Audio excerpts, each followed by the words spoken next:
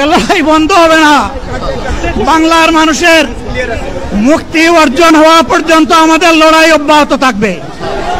বলছিলাম, জামাতে ইসলামী যদি আল্লাহর ইচ্ছা এবং জনগণের ভালোবাসায় বাংলাদেশের মানুষের সেবা করার সুযোগ পায়, তাহলে মালিক হবে না, সেবক হবে ইনশাআল্লাহ।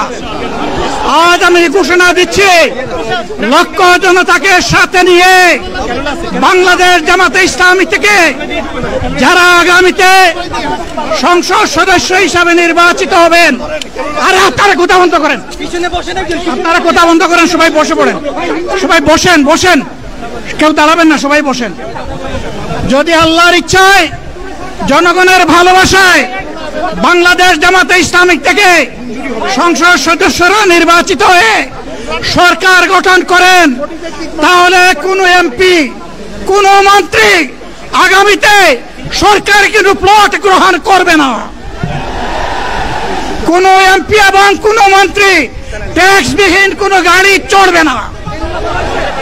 কোন এমপি এবং কোন মন্ত্রী তার নিজের হাতে কোনো টাকা চালাচালি করবে না।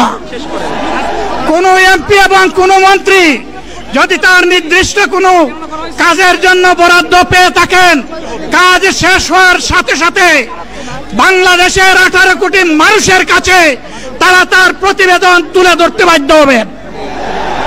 সম্মানিত বন্ধুগণ, চাঁদা আমরা নিব না, দুর্নীতি আমরা করব না, চাঁদা আমরা নিতে দেব না, দুর্নীতি আমরা সহ্য করব না।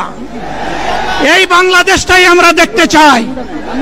যুবকদেরকে আমরা স্পষ্ট ভাষায় বলতে চাই, বন্ধুগণ, তোমাদের সাথে আমরা আছি।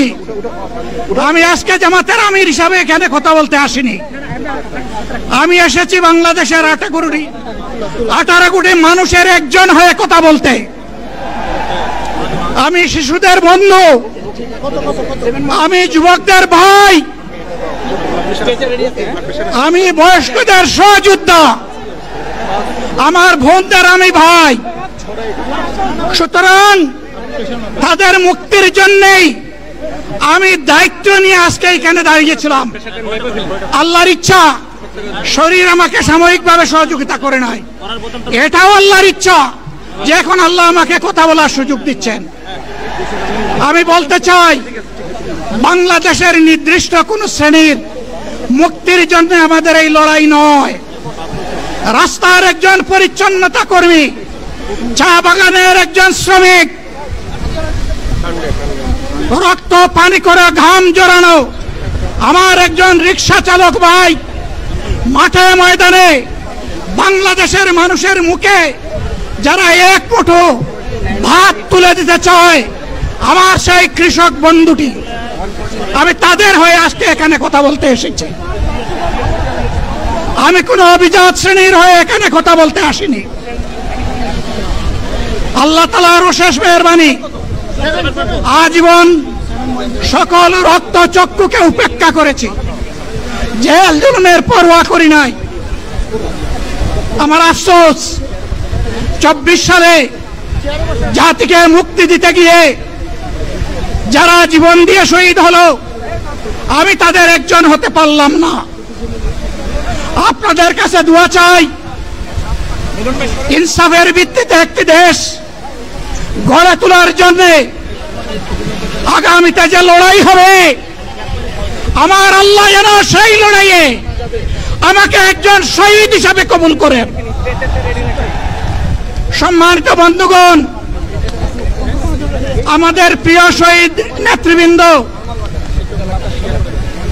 2006 সালের 28 অক্টোবর থেকে শুরু করে পল্টন গণহত্যা, শাপলা গণহত্যা, সারা দেশের গণহত্যা, পিলখানার গণহত্যা, 24-এর গণহত্যা, এই গণহত্যা যারা করেছে তাদের সকলের বিচার বাংলাদেশের মাটিতে নিশ্চিত করতে হবে।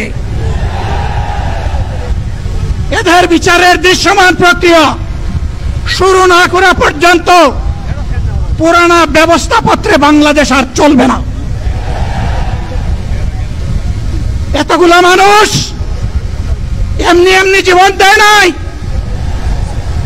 জীবন দিয়েছে জাতির মুক্তির জন্য। যদি বস্তাপোতা পুরানা সবকিছুই টিকে থাকবে, তাহলে কেন তারা জীবন দিয়েছিল? যারা ওই বস্তাপচা ব্যবস্থাপনায় বাংলাদেশকে আবার গড়তে চান, তাদেরকে আমরা বলি, জুলাই যুদ্ধ করে যারা জীবন দিয়েছে, আগে তাদের জীবনটা ফেরত এনে দেন। যদি শক্তি তাকে ফেরত এনে দেন। আপনারা পারবেন না, যেহেতু পারবেন না, কাজেই নতুন ব্যবস্থায় নতুন বাংলাদেশ গড়ে তোলা হবে ইনশাআল্লাহ। শিশু, কিশোর, যুবক, মা, বোন, শ্রমিক, ছাত্র, জনতা, ব্যবসায়ী, সবাইকে যেই দেশ, যেই সংবিধান, যেই রাষ্ট্র নিরাপত্তা দিতে পারবে, সেই নতুন বাংলাদেশ আমরা গড়ে তুলতে চাই। ভাইয়েরা, আমাকে সবাই চাপ দিচ্ছে, কেউ বলে ভাই শেষ করেন, কেউ বলে চাচা শেষ করেন। আমি তাদেরকে নিশ্চয়তা দিয়ে বলছি, আমার মৌত আমার আল্লাহ নির্ধারিত সময় থেকে 1 সেকেন্ড আগে হবে না, এবং হায়াত যা দিয়েছেন তার 1 সেকেন্ড আগেও আমি যাব না। অতএব মহান আল্লাহর কাছে আবারও তৌফিক চাই।